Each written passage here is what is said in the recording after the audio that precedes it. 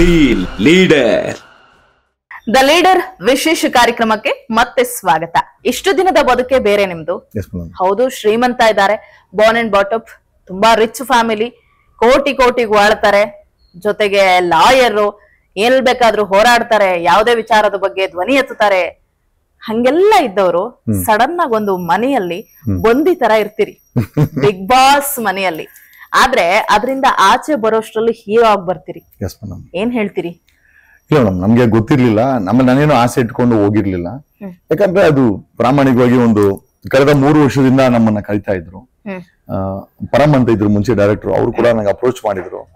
ಕಾರಣಾಂತರಗಳಿಂದ ಹೋಗ್ಲಿಕ್ಕೆ ಆಗ್ಲಿಲ್ಲ. ಈ ಸತಿ ಅದೇ it was too much pressure from them, ಬರ್ಲೇಬೇಕು ಅಂತ ನಮ್ ಹೋಗಿ ಅದನ್ನ ಪ್ರಾಮಾಣಿಕವಾಗಿ ಅಲ್ಲಿ ಇದ್ದವರೆಲ್ಲ ಸುಮ್ನೆ ಒಬ್ರಿಗೊಬ್ರು ಕಿತ್ತಾಡ್ಕೊಂಡು ಇದ್ದಿದ್ರು. ಸೊ ಏನೋ ಒಂದು ಎಂಟರ್ಟೈನ್ಮೆಂಟ್ ಮಾಡೋಣ, ಇದು ಎಂಟರ್ಟೈನ್ಮೆಂಟ್ ಇಂಡಸ್ಟ್ರಿ ಅಂತ ಒಂದು ಪ್ರಯತ್ನ ಬಂದ್ವಿ. ಬಟ್ ಔಟ್ಕಮ್ ಅಷ್ಟು ಚೆನ್ನಾಗಿ ಬಂದಿದೆ ಅಂತ ನಮ್ಗಂತೂ ಗೊತ್ತಿರ್ಲಿಲ್ಲ. ಹೊರಗಡೆ ಬಂದ್ಮೇಲೆ ಗೊತ್ತಾಯ್ತು, ನಾವು ಮಾಡಿರುವಂತಹ ಒಂದು ಸಣ್ಣ ಪುಟ್ಟ ಅಲ್ಲಿ ಏನು ನಿಜ ಜೀವನದಲ್ಲಿ ಏನು ಹೋರಾಟ ಮಾಡ್ತಾ ಇದ್ವಿ ಅದನ್ನ ಪ್ರಾಮಾಣಿಕವಾಗಿ ಅಲ್ಲಿ ಪ್ರೆಸೆಂಟೇಶನ್ ಮಾಡಿದಾಗ ಜೊತೆನೆ ಸ್ವಲ್ಪ ಪ್ರೀತಿ, ರೊಮ್ಯಾನ್ಸು, ಹಂಸ ಅಂತ ಮೇಡಮ್ ಸಿಕ್ಕರು. ಅವರು ನಿಜವಾಗ್ಲೂ ಐ ಥಿಂಕ್ ನಮ್ಮ ಒಂದು ಪಾರ್ಟ್ನರ್ಶಿಪ್ ತುಂಬಾ ಚೆನ್ನಾಗಿ ಪ್ರೆಸೆಂಟೇಶನ್ ಕೊಟ್ಟಿದೆ.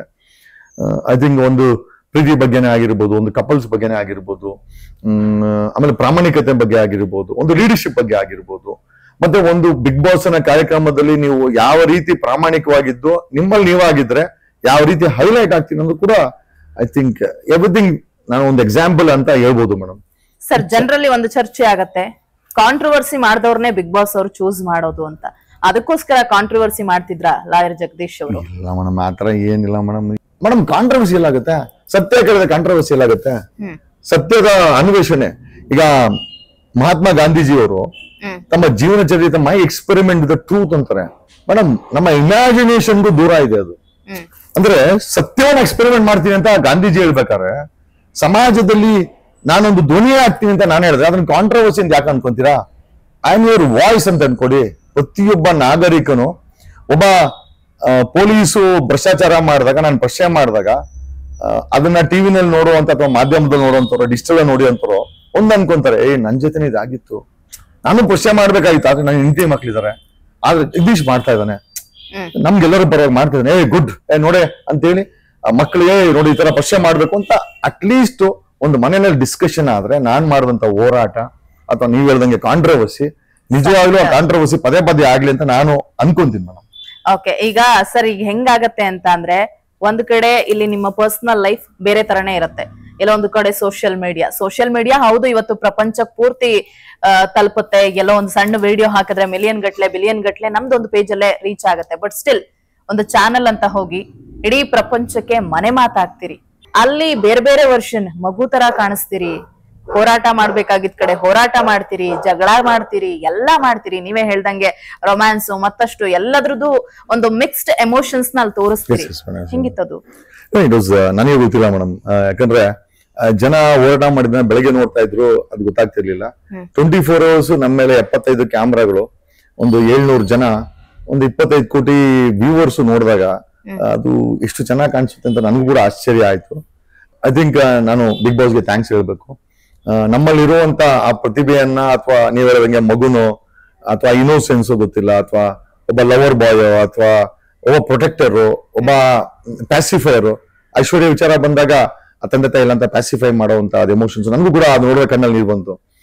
ಅದನ್ನ ಸುದೀಪ್ ಅವರು ಹೇಳ್ತಾರೆ, ಏನೋ ಇನ್ಫ್ಯಾಕ್ಟ್ ನಂಗೆ ಅವಾಗ I felt no man, actually ಇದೇ ಜಗದೀಶ್ ಅಲ್ವಾ ಅಂತ ನನಗೂ ಕೂಡ ಆಶ್ಚರ್ಯ ಆಯ್ತು. ಈ ಜಗದೀಶ್ ಜನ ನೋಡಿರ್ಲಿಲ್ಲ, ಅದನ್ನ ನೋಡ್ಸುವಂತ ಪ್ರಯತ್ನ ಬಿಗ್ ಬಾಸ್ ಮಾಡಿದೆ madam. I think I to be very thankful to them. Actually ನಾನು ಅದನ್ನೇ. ಹೇಗಿತ್ತು ಸರ್ ಆ ಜರ್ನಿ? 14 ಜನ ಒಳಗಡೆ ಹೋಗ್ತಿರಲ್ವಾ, ಅಲ್ಲಿ ಎಲ್ರು ಬೇರೆ ಬೇರೆಯವರು, ಅವ್ರ ಮೆಂಟಾಲಿಟಿ ಬೇರೆ ಬೇರೆ. ನೀವೊಂದು ಹೋರಾಟದ ಮನೋಭಾವದಲ್ಲಿ ಅಲ್ಲಿ ಹೋದವರು, ನಿಮ್ಮನ್ನ ಅಪ್ರೋಚ್ ಮಾಡ್ಬೇಕಾದ್ರೇನೆ ಹೌದಪ್ಪ ಒಂದು ಕಂಟೆಂಟ್ ಸಿಗತ್ತೆ ಅನ್ನೋ ಕಾರಣಕ್ಕೆ ಅವ್ರು ಅಪ್ರೋಚ್ ಮಾಡಿರ್ಬೋದು. ಬಟ್ ಅದೇ ರೀತಿ ಇರ್ತೀರಾ ಅನ್ನುವಂಥದ್ದು ಅವರಿಗೂ ಕೂಡ ಗ್ಯಾರಂಟಿ ಇರಲ್ಲ. ಬೇರೆ ಬೇರೆ ತರದವ್ರು ಇದ್ದಾಗ ಅವ್ರ ಜೊತೆ ಹೆಂಗಿದ್ರಿ ಅಂತ? ಅದು ಸಮಾಜದಲ್ಲಿ ಯಾವ ರೀತಿ ನಾವು ನಮ್ಗೆ ಇಷ್ಟ ಇಲ್ಲ ಅಂದ್ರೆ ಇರ್ಬೇಕಾಗುತ್ತೋ ಅದೇ ರೀತಿ ಬಿಗ್ ಬಾಸ್ ಅಲ್ಲಿ ನಮ್ಗೆ ಇಷ್ಟನೋ ಅಲ್ಲ ಇರ್ಬೇಕಾಗತ್ತೆ. 1-2 ಮನ್ಸುಗಳು ಅಲ್ಲಿ ಸ್ವಲ್ಪ ಹತ್ರವಾಗ್ತದೆ, ಅಂದ್ರೆ ಟೆಂಪರರಿ ಆಗಿ. ಫಾರ್ ಎಕ್ಸಾಂಪಲ್ ಐಶ್ವರ್ಯ ಇಷ್ಟ ಆಯ್ತು, ಆ ಹುಡುಗಿ ಬೆಳಿಗ್ಗೆ ಬಂದು ನಮ್ ಜೊತೆ ಡ್ಯಾನ್ಸ್ ಗೀನ್ಸ್ ಎಲ್ಲ ಮಾಡೋದು, ಸೊ ಒಂದ್ ಪ್ರಾಮಾಣಿಕವಾಗಿ ಇರೋದ್ರಲ್ಲಿ ಓಕೆನಪ್ಪ ಅಂತ ಅನಿಸ್ತು. ಹಂಸ ಅವರು ಸ್ಟಾರ್ಟಿಂಗ್ ಅಲ್ಲಿ ಪಾಪ ಒಂಥರ ಐ ಥಿಂಕ್ ಶಿ ವಾಸ್ ಕಾರ್ನರ್ಡ್, ಅವ್ರನ್ನ ಹೊರಗಡೆ ಕರ್ಕೊಂಡ್ ಬಂದ್ವಿ, ಮೇಡಮ್ ಬನ್ನಿ ಜೊತೆಲಿ ಇರ್ರಿ, ಇಲ್ಲ ಜಗದೀಶ್ ಅವರೇ ನಮ್ಮನ್ನೆಲ್ಲ ಯಾರು ಎಂಟರ್ಟೈನ್ಮೆಂಟ್ ಮಾಡ್ತಾರೆ ಅಂತ ಆ ಮನಸ್ಥಿತಿನಲ್ಲಿ ಅಮ್ಮ ತಮಗ್ ತಾವೇ ಮೂಲೆ ಗುಂಪು ಮಾಡ್ಕೊಂಡ್ಬಿಟ್ಟಿದ್ರು. ಹೊರಗಡೆ ಕರ್ಕೊಂಡ್ಬಂದು ಮೇಡಮ್ ನಾವು ನೀವೇನಾದ್ರು ಒಂದು ಸಣ್ಣ ಪುಟ್ಟ ಮಾಡೋಣ ಅಂತೇಳಿ ಮಾತಾಡ್ಸ ಕೆಮಿಸ್ಟ್ರಿ ವರ್ಕ್ ಆಯ್ತು. ತದನಂತರ ಒಂದಷ್ಟು ಐಡಿಯಾಗಳನ್ನ ಇಂಜೆಕ್ಟ್ ಮಾಡಿದೆ. ಮೇಡಮ್ ಅವರು ಪಾಪ she cooperated. So in that way ಒಂದು ಮೂಲೆಗೊಬ್ಬ ಅಂತ ಆದಂತ ಒಬ್ಬ ಅಂಶವನ್ನ ಕರ್ನಾಟಕದ ಮನೆ ಮಾತಾಡ ಆಯ್ತಲ್ಲ, that was a miracle ma'am. ಅದನ್ನ ನಾನೇ ಒಬ್ಬ ಡಿಸೈನರ್ ಆಗಿ, ನಾನೊಬ್ಬ ಡೈರೆಕ್ಟರ್ ಆಗಿ, ನನಗೆ ಅಲ್ಲಿ ಡೈರೆಕ್ಟರ್ ಯಾರು ಇಲ್ಲ, ನಾವೇ ಡೈರೆಕ್ಟರ್, ನಾವೇ ಕೊರಿಯೋಗ್ರಾಫರು, ನಾವೇ ಐ ಥಿಂಕ್ ಎಲ್ಲವನ್ನು ಬರ್ಕೊಂಡು ಮಾಡ್ಕೊಂಡಾಗ ಆ ಕಪಲ್ಸ್ದು ಅದನ್ನ ಹೇಳ್ತಾರಲ್ಲ, ರೊಮ್ಯಾನ್ಸ್ ಅಂತಂದ್ರೆ ಕೈ ಹಿಡ್ಕೊಂಡ್ಬೇಕಾಗಿಲ್ಲ, ತಬ್ಕೊಬೇಕಾಗಿಲ್ಲ, ಎರಡು ಮಾಡಿದ್ರನ್ನೇ ರೊಮ್ಯಾನ್ಸ್ ನ ತೋರಿಸಬಹುದು ಅಂತ ನಮ್ಮ ಒಂದು ಕಪಲ್ಸ್ ಅಲ್ಲಿ I am really proud to say that we did wonders ಅಂತ ಮನೆ ಮಾತಾಗಿದೆ ಮೇಡಮ್. ಇಲ್ಲಿ ಕಾಂಟ್ರವರ್ಸಿಗೆ ಫೇಮಸ್ ಅಂತ ಹೇಳೋ ಜಗದೀಶ್ ಅವರು ಅಲ್ಲೂ ಕಾಂಟ್ರವರ್ಸಿನ ಬಿಡಲ್ಲ, ಅಲ್ಲೂ ಬೇಜಾನ್ ಮಾಡ್ತೀರಿ, ಚಾನಲ್ ನ ಕೊಂಡ್ಕೋತೀನಿ ಅಂತೀರಿ, ಈಗ ಹೆಲಿಕಾಪ್ಟರ್ ಇಳಿಸ್ತೀನಿ ಅಂತ ಹೇಳ್ತೀರಿ, ನಾನು ಈ ಶೋನಲ್ಲಿ ಚೇಂಜ್ ಮಾಡ್ತೀನಿ ಅಂತೀರಿ. ಆ ಧೈರ್ಯ ಇದೆಯಲ್ಲ ಅದೇ ಬೇರೆ ತರ. ಹೆಂಗದು ಅಲ್ಲೂ ಕಾಂಟ್ರವರ್ಸಿ ಯಾಕೆ? ಮ್ಯಾಮ್ ನೋಡಿ, ನಾನು ಏನೇನ್ ಪ್ರೊಜೆಕ್ಟ್ ಮಾಡಿದೆ ಅದೆಲ್ಲ ನಿಜ ಆಗಿದೆ. ನಾನು ಹೇಳಿದೆ ಚಾನಲ್ ಕೊಂಡ್ಕೊಂತೀನಿ ಅಂತ, ಈ ಚಾನಲ್ ಚೇಂಜ್ ಮಾಡ್ತೀನಿ ಅಂತಂದೆ. I should not talk. I have with great respect to Sudeep ಅವ್ರ ಬಗ್ಗೆ. ಸುದೀಪ್ ಅವ್ರು ಕ್ವಿಟ್ ಮಾಡ್ಬಿಟ್ರು, ನನ್ನಿಂದ ಮಾಡಿದೆ ಅಂತ ಹೇಳ್ತಾ ಇಲ್ಲ, ಬಟ್ ನಾನು ಆಡೋದ್ ಮಾತು ನಿಜ ಆಯ್ತಾ. ಈ ಚಾನಲ್ ನ ಬದಲಾಯಿಸ್ತೀನಿ ಅಂತಂದೆ 100%. I don't no for what reason Sudeep ಅವ್ರು ರಿಟೈರ್ಮೆಂಟ್ ಹೇಳ್ಬಿಟ್ರು. ನಾನು ಹೇಳ್ದೆ ನಾನು ಹೆಲಿಕಾಪ್ಟರ್ ಇಳಿಸ್ತೀನಿ ಅಂತ, ತಗೊಂಡ್ಬರ್ತಾ ಇದೀನಿ. ಕಾರ್ ತಂದ್ಮೇಲೆ ಇದು ಹೆಲಿಕಾಪ್ಟರ್ ಪ್ರೈವೇಟ್ ಜೆಟ್ ತಗೊಂಡ್ಬರ್ತಾ ಇದೀವಿ. So it's not A question. ಆಮೇಲೆ ಚಾನಲ್ ಕೊಂಡ್ಕೊಂತೀನಿ ಅಂದೆ. ಮೇಡಮ್ ದುಬೈನಲ್ಲಿ 1976ರಲ್ಲಿ ಪೆಟ್ರೋಲ್ ಬಂಕ್ ಅಲ್ಲಿ ಪೆಟ್ರೋಲ್ ಹಾಕ್ತಾ ಇದ್ದ ಅಂಬಾನಿ ಈ ದೇಶದ ಶ್ರೀಮಂತ ಫ್ಯಾಮಿಲಿ ಆಗ್ಬೋದಾದ್ರೆ, ಬೆಂಗಳೂರು ಗಡ್ಡದ ಕೆಂಪೇಗೌಡರು ವಂಶ ನಮ್ದು. ಮೇಡಮ್ ನಾವು ಒಬ್ಬ ಆಫ್ಟರ್ ಆಲ್ ಒಂದು ಕಲರ್ಸ್ ಚಾನಲ್ಸ್ ಕೊಂಡ್ಕೊಳ್ಳೋದು ಅಥವಾ ಕಲರ್ಸ್ ನೆಟ್ವರ್ಕ್ ಕಟ್ಕೊಂಡ್ರೆ ಯಾವ ದೊಡ್ಡ ವಿಚಾರ ಮಾಡೋದು. ಆಚೆ ಬಂದು ನೀವು ನೋಡಿದಾಗ ಹೆಂಗ್ ಫೀಲ್ ಆಯ್ತು? ಅವ್ರ ಮೇಲೆ ಇದ್ದಿದ್ದು ಒಪಿನಿಯನ್ ಏನಾದ್ರು ಚೇಂಜ್ ಆಯ್ತಾ? ಅಯ್ಯೋ ಇವ್ರ ಹತ್ರ ಜಗಳ ಆಡಬಾರ್ದಿತ್ತು, ಇವ್ರ ಹತ್ರ ಹಿಂಗ್ ಚೆನ್ನಾಗಿರ್ಬಾರ್ದಿತ್ತು, ಇವ್ರ ಜೊತೆ ನಾನ್ ಮಾತಾಡಿದೆ ತಪ್ಪಾಯ್ತಾ, ಇವರ ಆ ಒಂದು ಒಪಿನಿಯನ್ ಚೇಂಜ್ ಏನಾದ್ರು ಆಯ್ತಾ? ಒಪಿನಿಯನ್ ಚೇಂಜ್ ಏನಾಗಿಲ್ಲ, ಬಟ್ ಐ ಬಿಕಮ್ ಎ ಪ್ಯಾಸಿಫೈರ್ ಅಂತ ಹೇಳ್ಬೋದು. ಹೊರಗಡೆ ಬಂದ್ಮೇಲೆ ರಂಜಿತ್ ಯಾವ ರೀತಿ ನಡ್ಕೊಂಡ ನೀವೆಲ್ಲ ನೋಡಿದ್ರಿ, ಎದೆ ಮೇಲೆ ಕಾಲಿಡ್ತೀನಿ, ಮುಗಿಸ್ಬಿಡ್ತೀನಿ, ಅದೆಲ್ಲ ಬಂತು. ಅವನ ಜೊತೆನಲ್ಲಿ ಐ ಥಿಂಕ್ ಟ್ರೋಲಿಂಗ್ ಜಾಸ್ತಿ ಆಯ್ತು, ತಂದೆ ಕಣ್ಣಲ್ಲಿ ನೀರ್ ಹಾಕೊಂಡ್ರು, ಅಕ್ಕಂದ್ರು ಪಾಪ ಕೆಲವು ಮಾಧ್ಯಮಗಳು ಮಾತಾಡಿ ಬೇಜಾರ್ ಮಾಡ್ಕೊಂಡ್ರು, ಅವ್ನ ಕೆರಿಯರ್ ಹಾಳಾಗ್ಬಿಡ್ತು ಅಂತ. ಸೊ ಐ ಫೀಲ್ಟ್ ಪ್ಯಾಸಿಫೈ ಮಾಡ್ಬೇಕು ಅಂತ ಟಿವಿ ನ್ಯೂಸ್ 18 ಕರ್ಸಿದ್ರು. ನಾನೇ ಅವನನ್ನ I just hugged him, I told you are like my brother ಅಂತ ಹೇಳಿ ಒಂದು ಪಾಸಿಟಿವ್ ನೋಟ್ ಅವನ ಬಗ್ಗೆ ಕೊಟ್ಟೆ. ಅವನ ವಿರುದ್ಧ ಆಗ್ತಾರಂತ ಟ್ರೋಲ್ ನಿಲ್ಲಿ ಅಂತ. I don't know whether he received me or not, but ನನ್ನ ಕಡೆಯಿಂದ ಪ್ರಾಮಾಣಿಕವಾಗಿ ಅವನ ವಿರುದ್ಧ ನಡೀತದಂತ ಟ್ರೋಲ್ ಅನ್ನ ಕಡಿಮೆ ಮಾಡ್ಲಿಕ್ಕೆ ಪ್ರಾಮಾಣಿಕ ಪ್ರಯತ್ನ ಬಿದ್ದೆ.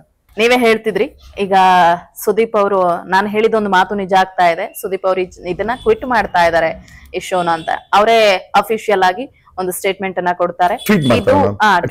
ನೈಟ್ ಮಾಡ್ತಾರೆ, ಬೆಳಗ್ಗೆ ಅದು ಇಂಟ್ರೂ ಆಗುತ್ತೆ ಯಾವುದೋ ಚಾನಲ್ ಅಲ್ಲಿ.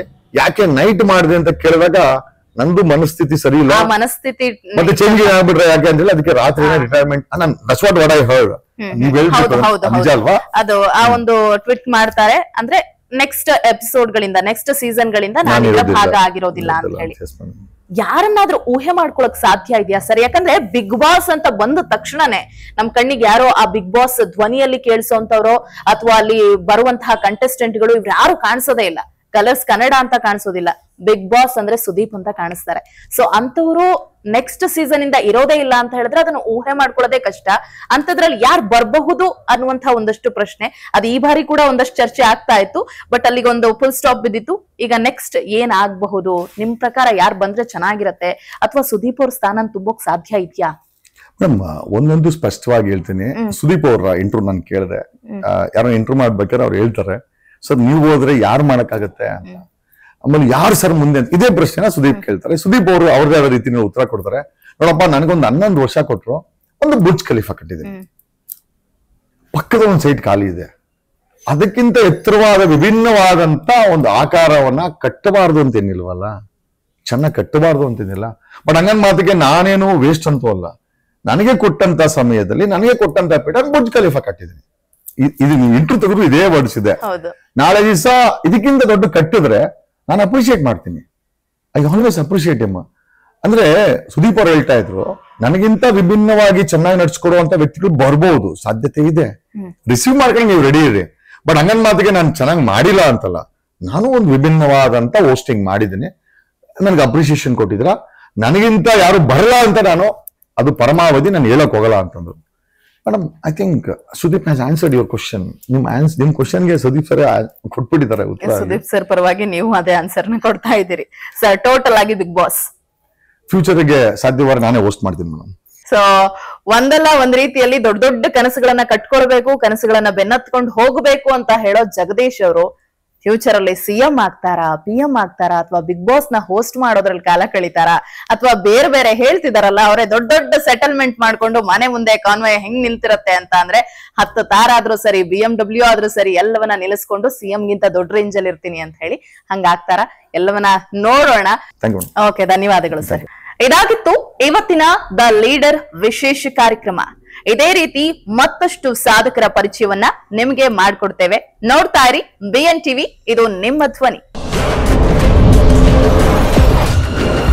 The leader.